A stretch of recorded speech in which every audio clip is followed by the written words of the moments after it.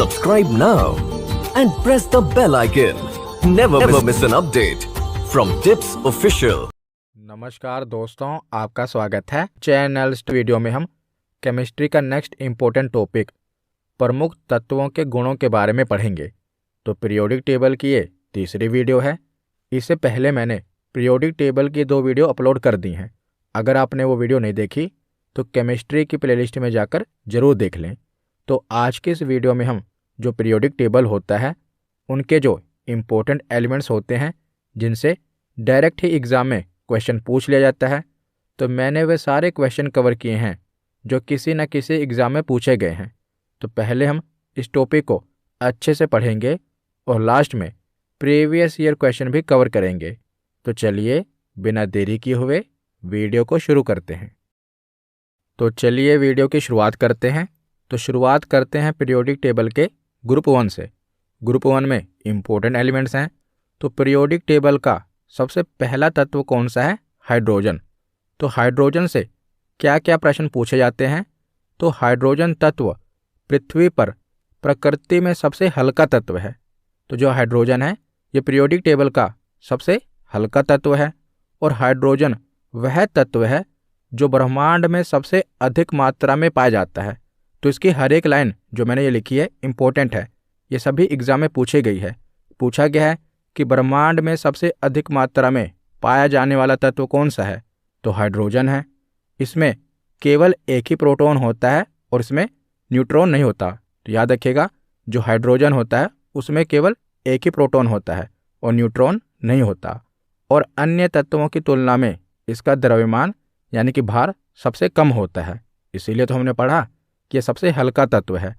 और हाइड्रोजन परमाणु की जो परमाणु संख्या होती है, एटॉमिक नंबर होता है, ये 1 होता है।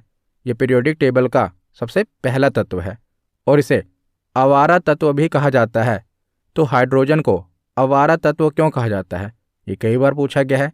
तो इसे आवारा तत्व इसलिए कहा जाता है क्योंकि जो हाइड्रोजन है ना, इसकी जो प्रॉपर्टीज़ हैं, इसके जो गुण हैं, वो पहले वर्ग और 70वें वर्ग से दोनों से मैच करते हैं। इसीलिए कभी ये पहले वर्ग में होता है तो कभी ये 70वें वर्ग में चला जाता है। तो इसीलिए इसे आवारा तत्व कहा जाता है। और जो हाइड्रोजन गैस है इसे भविष्य का ईंधन यानी कि फ्यूल ऑफ द फ्यूचर कहा जाता है। तो हाइड्रोजन से आपको इतना कुछ याद रखना है। तो अगला इम्पोर्टेंट एलिमेंट्स है लिथियम। तो ये सभी पहले ग्रुप के तत्व हैं और जो पहला ग्रुप है मैंने आपको बताया हुआ है कि पहले वर्ग को क्या कहा जाता है। तो इस ग्रुप के तत्वों को क्षारीय धातु कहा जाता है, एल्कलाई मेटल कहा जाता है। तो अब हम देख रहे हैं लिथियम के बारे में। तो लिथियम सबसे हल्की धातु है। पहला इम्पोर्टेंट क्वेश्चन तो यही बन गया कि सबसे हल्की धातु कौन सी है? तो लिथियम है। और लिथियम एक नरम चांदी जैसी सफ़ेद क्षारीय धातु है। और इसका उपयोग कहाँ पर होता है? तो आधुनिक मोबाइल और स्मार्टफोन में 2 प्रकार की बैटरी का उपयोग किया जाता है, एक लिथियम पॉलीमर और दूसरी लिथियम आयन। तो लिथियम का उपयोग कहाँ किया जाता है? तो जो हमारे मोबाइल की बैटरी होती है ना, उसमें लिथियम का उपयोग किया जाता है। और यहाँ से ये भी पूछा जाता है कि सबसे हल्की धातु कौन सी है? तो सबसे हल्की धातु लिथियम है। उसके बाद अगला इम्पोर्टेंट एलिमेंट है सोडियम। तो सोडियम एक क्षार धातु है और ये इतनी मुलायम होती है कि इसे चाकू से आसानी से काटा जा सकता है। तो ये पूछा गया है कि किस धातु को चाकू से काटा जा सकता है? तो सोडियम को चाकू से काटा जा सकता है। और सोडियम को मिट्टी के तेल में रखा जाता है, इसे खुले में नहीं रखा जाता। तो ऐसा क्यों किया जाता है? क्योंकि जो सोडियम है ना, ये ऑक्सीजन और पानी के साथ तेजी से अभिक्रिया करता है। और जब सोडियम पानी और ऑक्सीजन के साथ अभिक्रिया करता है तो बहुत अधिक ऊष्मा तथा प्रकाश उत्पन्न होता है, यानी कि एक प्रकार से इसमें विस्फोट होता है। जब इसे खुले वातावरण में रखा जाए तो हवा में नमी होती है, तो ऑक्सीजन और नमी के संपर्क में आने पर क्या होगा? इसमें विस्फोट हो जाएगा। इसीलिए इस विस्फोटक प्रतिक्रिया को रोकने के लिए, इसे नमी और ऑक्सीजन के संपर्क में आने से रोकने के लिए इसे मिट्टी के तेल में रखा जाता है। तो याद रखिएगा, सोडियम को किस में रखा जाता है? मिट्टी के तेल में रखा जाता है। उसके बाद आगे है सीजियम। तो सीजियम से क्या पूछा जाता है? तो सीजियम का प्रयोग परमाणु घड़ियों में किया जाता है। तो जो हम घड़ी पहनते हैं या जो दीवार घड़ी होती है ना, देखा जाए तो हर महीने लगभग इन घड़ियों में 15 सेकंड की त्रुटि हो जाती है, यानी कि ये घड़ियाँ 15 सेकंड लगभग पीछे हो जाती हैं। इसीलिए जो परमाणु घड़ी है ना, ये एकदम एक्यूरेट होती है। तो परमाणु घड़ी को एकदम एक्यूरेट माना जाता है। तो जो परमाणु घड़ी होती है ना, इसमें किस तत्व का प्रयोग किया जाता है? तो सीजियम का प्रयोग किया जाता है। ये एग्जाम में प्रश्न पूछा गया है। तो इसके बाद हम दूसरे ग्रुप में चलते हैं। तो दूसरे वर्ग के जो महत्वपूर्ण तत्व हैं उनके बारे में पढ़ते हैं। तो सबसे पहला महत्वपूर्ण तत्व है मैग्नीशियम। तो मैग्नीशियम से क्या पूछा जाता है? तो क्लोरोफिल के निर्माण के लिए मैग्नीशियम आवश्यक है और मैग्नीशियम के बिना पौधे प्रकाश संश्लेषण के लिए आवश्यक सूर्य की किरणों को पकड़ने में सक्षम नहीं होते। तो पौधे, आपको पता है ना कि सूर्य के किरणों की उपस्थिति में क्लोरोफिल का निर्माण करते हैं। तो जो क्लोरोफिल का निर्माण होता है, इसके लिए किसकी आवश्यकता होती है? तो मैग्नीशियम की आवश्यकता होती है, याद रखिएगा। और जो मैग्नीशियम है, इसका उपयोग फ्लैश बल्ब में भी किया जाता है, क्योंकि जब यह जलता है तो यह एक चमकदार सफ़ेद रोशनी बनाता है और कैमरे के फ्लैश लाइट में इसका उपयोग किया जाता है। तो जब आप स्टूडियो में फ़ोटो खिंचवाने जाते हैं तो आपने देखा होगा ना कि जब फोटोग्राफर फ़ोटो खींचता है तो क्या होता है, एक लाइट फ्लैश होती है जिससे हमारी आंखें चौंधिया जाती हैं। कई बार क्या होता है कि हमारी आंखें बंद हो जाती हैं और फोटो में भी हमारी आंखें बंद हो जाती हैं, रीटेक लेना पड़ता है। तो जो फ्लैश लाइट होती है उसमें भी मैग्नीशियम का उपयोग होता है। इसके बाद अगला प्रमुख तत्व है कैल्शियम। तो कैल्शियम का उपयोग आपको पता ही होगा कि जो हमारी हड्डियां होती हैं और हमारे जो दांत होते हैं, इनके निर्माण में कैल्शियम का महत्वपूर्ण योगदान है। तो कैल्शियम हड्डियों एवं दांतों के निर्माण करने वाला प्रमुख तत्व है। उसके बाद दूसरे ग्रुप का अगला महत्वपूर्ण तत्व है रेडियम। तो रेडियम की खोज किसने की थी? ये एग्ज़ाम में पूछा जाता है। तो मैडम मैरी क्यूरी और उनके पति पियरे क्यूरी ने रेडियम को पिच ब्लेंड नामक खनिज से अलग किया था। तो देखिए, इसकी खोज किसने की थी? तो मैडम मैरी क्यूरी और उनके पति पियरे क्यूरी ने इसकी खोज की थी। और ये भी पूछा जाता है कि जो रेडियम है ना, इसे किस खनिज से अलग किया गया था? तो पिचब्लेंड नामक खनिज से इसे अलग किया गया था। ये एग्जाम में पूछा गया है, याद रखेगा कि रेडियम को किस खनिज से अलग किया गया था? तो पिचब्लेंड नामक खनिज से अलग किया गया था। और जो ये रेडियम होता है, ये रेडियो एक्टिव होता है। इसके बाद हम अगले महत्वपूर्ण ग्रुप 11वें ग्रुप पर चलते हैं। तो जिन एलिमेंट से एग्जाम में प्रश्न बनते हैं ना, वही मैंने कवर किए हैं। वैसे तो 118 तत्व हैं, पर सबसे प्रश्न नहीं बनते। तो 11वें ग्रुप के कौन कौन से एलिमेंट्स इंपॉर्टेंट हैं? तो सबसे पहले है कॉपर, यानी कि तांबा। तो मनुष्य ने पृथ्वी पर सबसे पहले किस धातु का प्रयोग किया था? तो वह है तांबा, इंपॉर्टेंट है। सबसे पहले जो मानव जाति है, इसने किस धातु का प्रयोग किया था? तो तांबे का प्रयोग किया था। और तांबा विद्युत का अच्छा सुचालक है, यानी कि ये इलेक्ट्रिसिटी का गुड कंडक्टर है। आपने देखा होगा कि आपके घर में जो वायरिंग हुई होगी, यानी कि जो तारें होंगी, वो तांबे की होंगी। वैसे देखा जाए तो विद्युत का, इलेक्ट्रिसिटी का सबसे अच्छा सुचालक चांदी होती है, लेकिन चांदी तो काफ़ी महंगी होती है। इसीलिए चांदी के बाद देखा जाए तो विद्युत का सबसे अच्छा सुचालक तांबा माना जाता है। इसीलिए जो बिजली की तारें होती हैं वो तांबे की होती हैं। तो अधिकांश तांबे का उपयोग बिजली के उपकरणों जैसे तारों और मोटर्स में किया जाता है, याद रखिएगा। तो तांबे के बाद देखते हैं चांदी। तो चांदी विद्युत का सबसे अच्छा सुचालक है। तांबे से भी अच्छा सुचालक विद्युत का कौन सा है? चांदी है, सिल्वर है। ये इलेक्ट्रिसिटी की बेस्ट कंडक्टर है, लेकिन चांदी काफ़ी महंगी है। इसीलिए जो तारें होती हैं उनमें चांदी की जगह तांबे का उपयोग किया जाता है। तो जो चांदी की वस्तुएं होती हैं, आपने देखा होगा जो चांदी के आभूषण होते हैं, कुछ समय बाद वो काले पड़ जाते हैं। तो ऐसा क्यों होता है? तो चांदी की वस्तुएं खुली वायु में छोड़ने पर काली पड़ जाती हैं, क्योंकि जो चांदी होती है ये वायु में उपस्थित सल्फर के साथ अभिक्रिया करके सिल्वर सल्फाइड की एक परत बन जाती है जो कि काले रंग की होती है।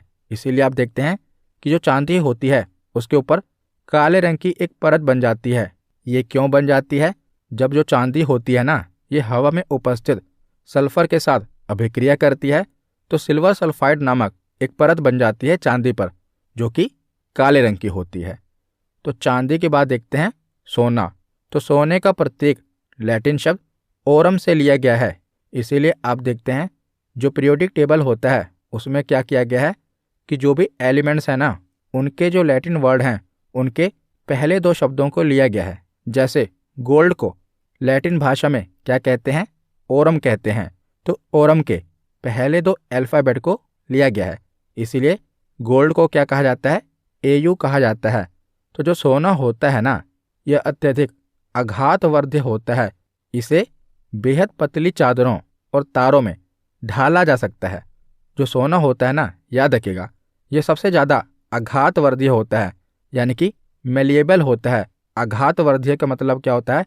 इस पर जितना भी आघात करो, यानी कि इसको जितना भी पीटो, ये टूटेगा नहीं बल्कि पतली चादरों में मोल्ड हो जाएगा। आपने देखा होगा कि सोने को पीट पीट कर पतला किया जाता है। तो सोने में सबसे ज़्यादा आघातवर्ध्य की क्षमता होती है। याद रखेगा, सोना अत्यधिक आघातवर्ध्य होता है। तो सोने के बाद अगला इम्पोर्टेंट एलिमेंट है बोरोन। तो बोरोन से क्या पूछा जाता है? तो परमाणु रिएक्टरों में बोरोन छड़ का उपयोग किया जाता है। याद रखेगा, यही पूछा जाता है कि परमाणु रिएक्टरों में किस छड़ का उपयोग किया जाता है? तो बोरोन छड़ का उपयोग किया जाता है। क्यों किया जाता है? क्योंकि नियंत्रण छड़ का उपयोग, यानी कि बोरोन छड़ का उपयोग परमाणु रिएक्टर के भीतर विखंडन अभिक्रियाओं की दर को नियंत्रित करने के लिए किया जाता है। तो जो परमाणु रिएक्टर होते हैं ना, इनसे क्या बनती है? बिजली बनती है।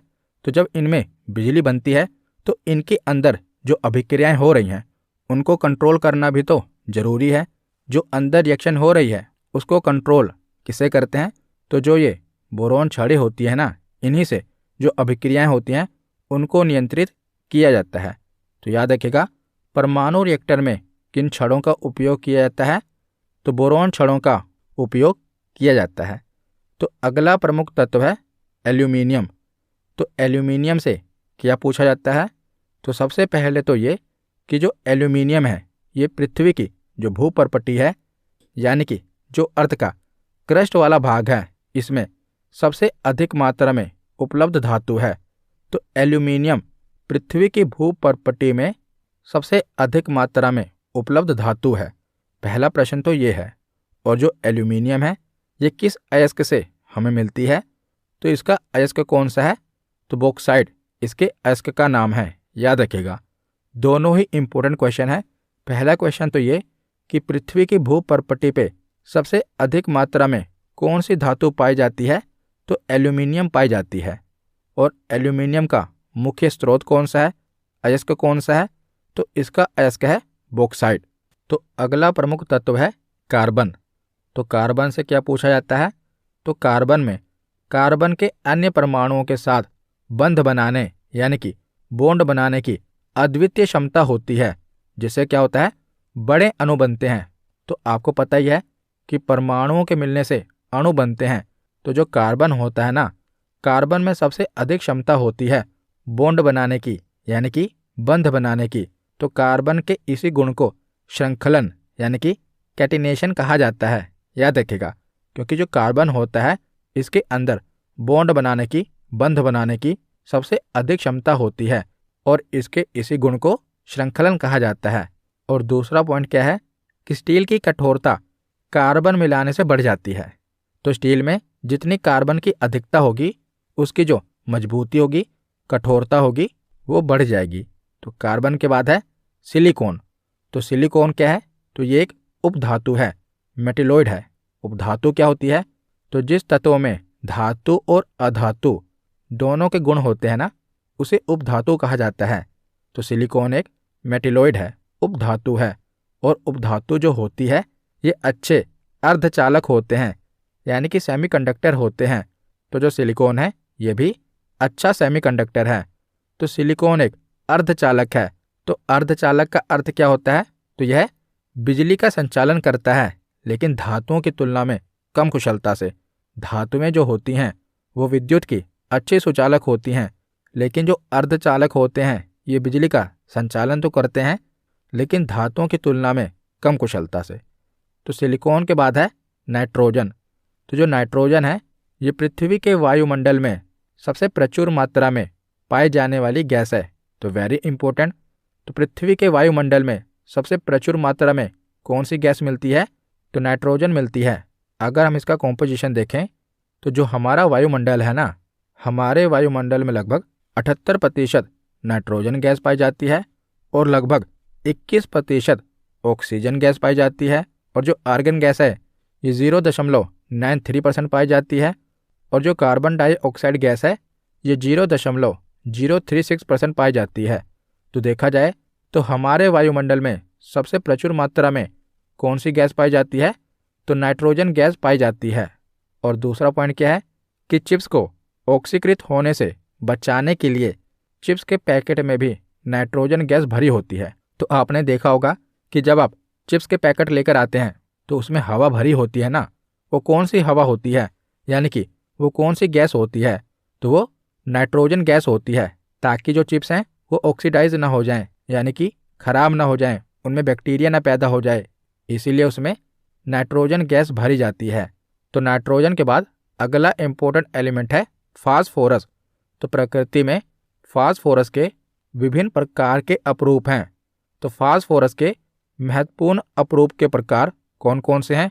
तो सफ़ेद फास्फोरस, काला फास्फोरस और लाल फास्फोरस। तो सबसे पहले देखते हैं लाल फास्फोरस यानी कि रेड फास्फोरस। तो यह गंधहीन होता है और ये जहरीला नहीं होता। जो लाल फास्फोरस होता है ना, इसका उपयोग कहाँ किया जाता है? तो आपने जो माचिस की तीली देखी होगी उसके ऊपर का जो मसाला होता है ना, वही रेड फास्फोरस होता है, यानी कि लाल फास्फोरस होता है। तो याद रखेगा, माचिस की तीली के ऊपर किसका इस्तेमाल किया जाता है?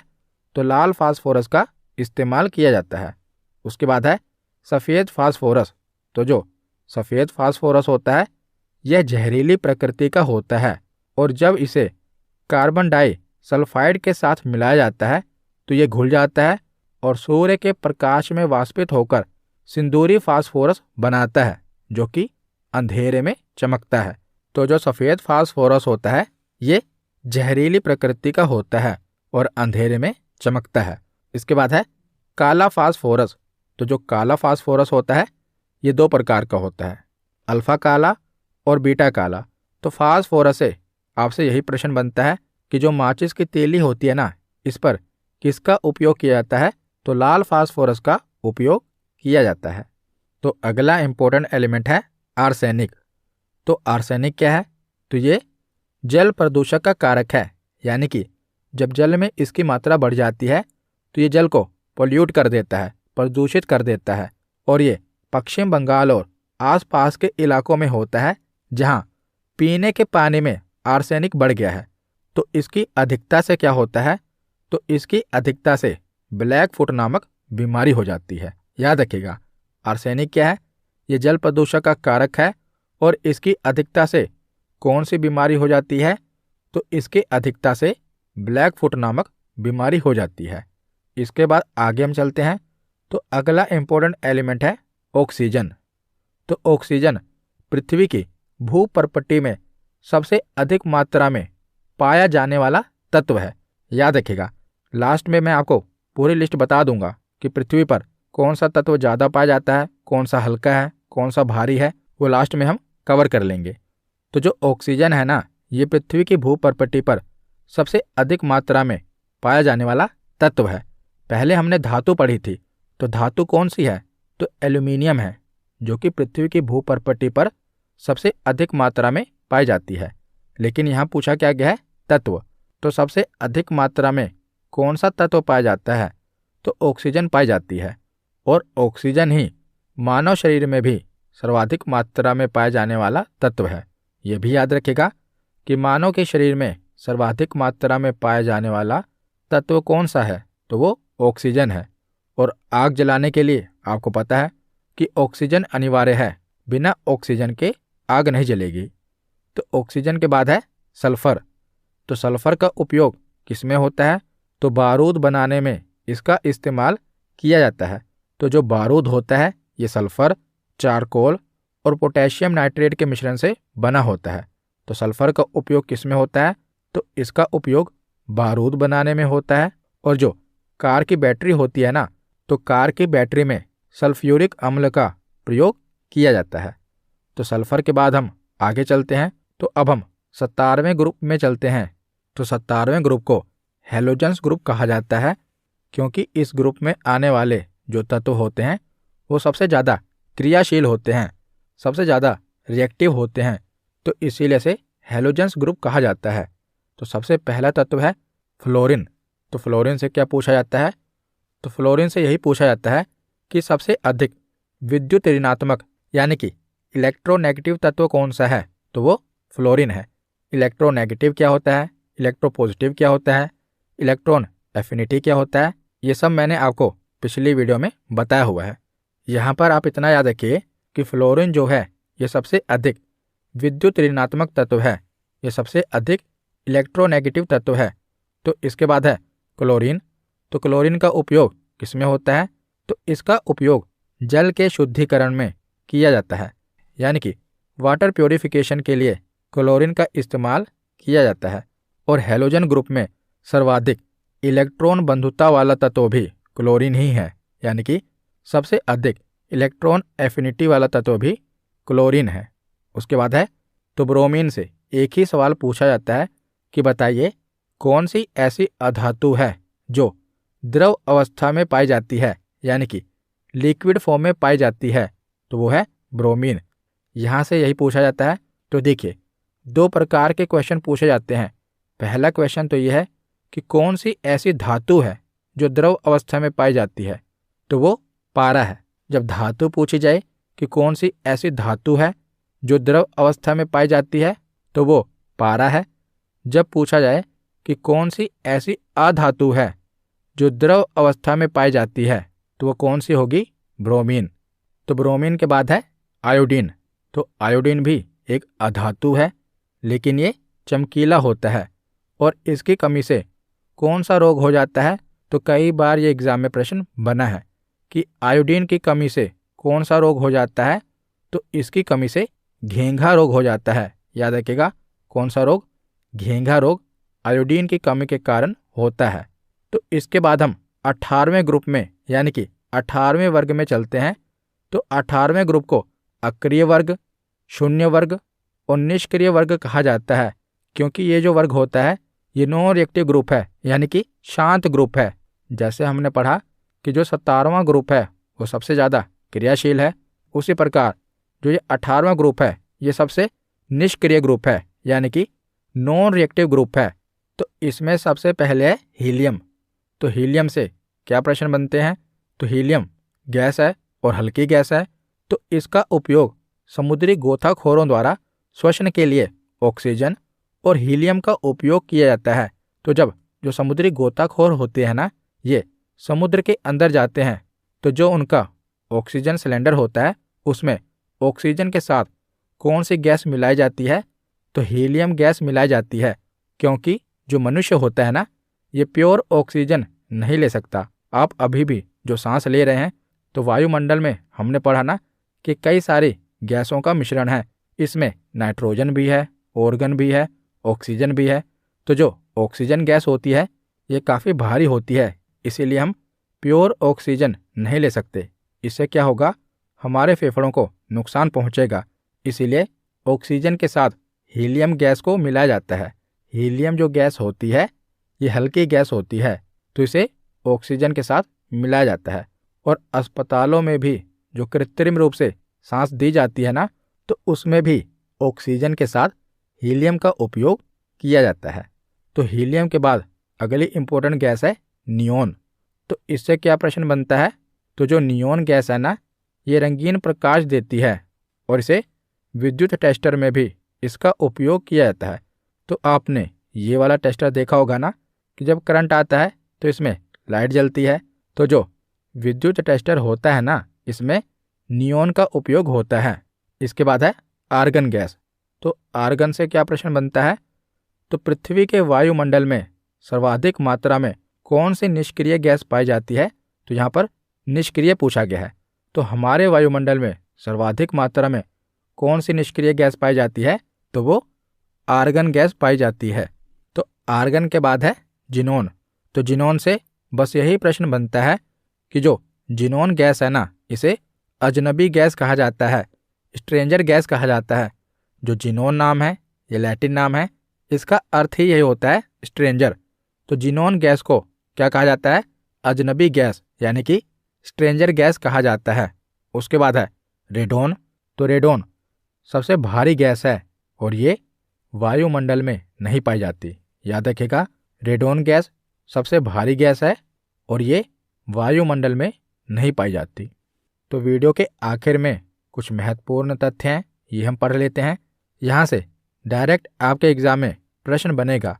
तो सबसे पहले है कि पृथ्वी की भूपर्पटी में सबसे अधिक मात्रा में कौन सा तत्व पाया जाता है? तो सबसे अधिक मात्रा में कौन सा तत्व पाया जाता है पृथ्वी की भूपर्पटी पर? ऑक्सीजन। इसके बाद है कि पृथ्वी की भूपर्पटी में सबसे अधिक मात्रा में पाई जाने वाली धातु कौन सी है? पहले क्या था? तत्व कौन सा है? तो वो ऑक्सीजन है। अब पूछा है कि धातु कौन सी है? तो धातु कौन सी है? तो एल्यूमिनियम। इसके बाद है कि सबसे हल्का तत्व कौन सा है? तो सबसे हल्का तत्व कौन सा है?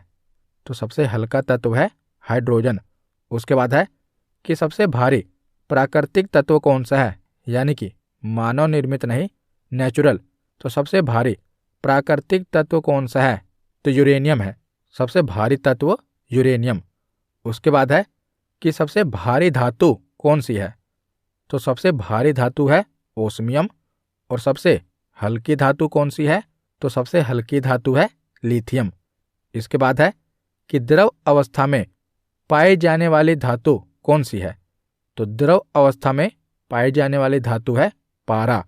और द्रव अवस्था में पाई जाने वाली अधातु कौन सी है? तो ब्रोमीन। इसके बाद है कि विद्युत की सबसे अच्छी सुचालक धातु कौन सी है? तो सबसे अच्छी सुचालक धातु है चांदी। और विद्युत की सुचालक अधातु कौन सी है? तो ग्रेफाइट। सुचालक धातु है चांदी और अधातु कौन सी है? तो ग्रेफाइट। इसके बाद है कि मिट्टी के तेल में रखा जाने वाला तत्व कौन सा है? तो सोडियम।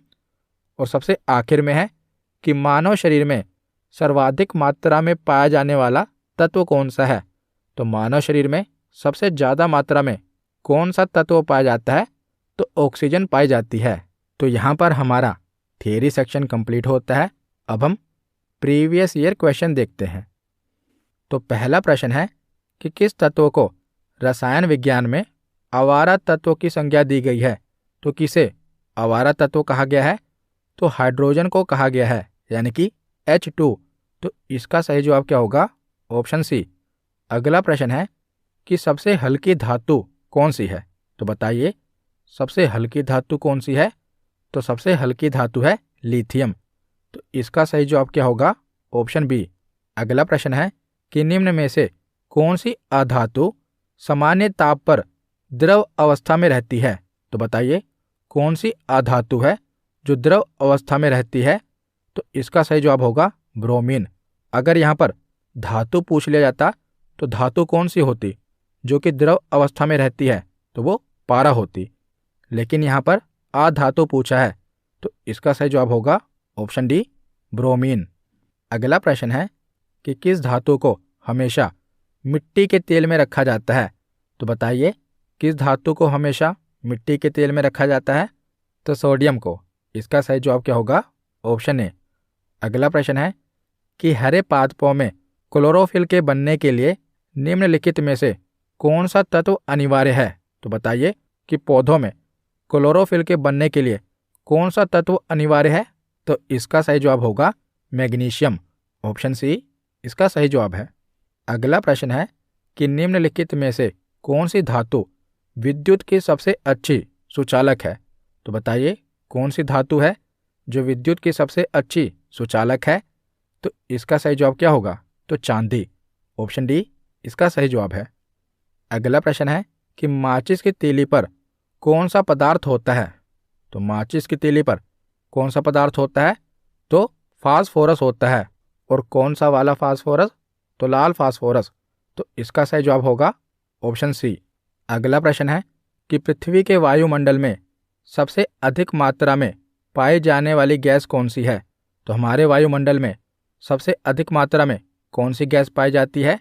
तो इसका सही जवाब होगा नाइट्रोजन। ऑप्शन सी इसका सही जवाब है। अगला प्रश्न है कि मानव शरीर में पाया जाने वाला सबसे प्रचुर तत्व कौन सा है। तो हमारे शरीर में सबसे अधिक मात्रा किस तत्व की है? तो इसका सही जवाब होगा ऑप्शन ए ऑक्सीजन।